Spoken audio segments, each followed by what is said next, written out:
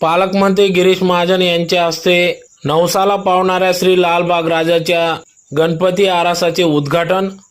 याबाबत वृत्त असे की आज दिनांक 10 सप्टेंबर 2024 रोजी सायंकाळी 7 वाजता धुळे जिल्ह्याचे पालकमंत्री गिरीश महाजन यांच्या हस्ते नवसाला पावणाऱ्या श्री लालबागचा राजा येथे आरासाचे उद्घाटन पालकमंत्री गिरीश महाजन यांच्या हस्ते करण्यात आले। या प्रसंगी या ठिकाणी माजी केंद्रीय मंत्री डॉक्टर सुभाष भामरे, विधानसभा प्रमुख अनुपभाई अग्रवाल, भाजपा महानगर प्रमुख गजेंद्र अंपडकर, नवसाला पावणाऱ्या श्री लालबाग राजाचे मंडळाचे संस्थापक अध्यक्ष गुड्डूभाऊ उर्फ कमलाकर अहिरराव,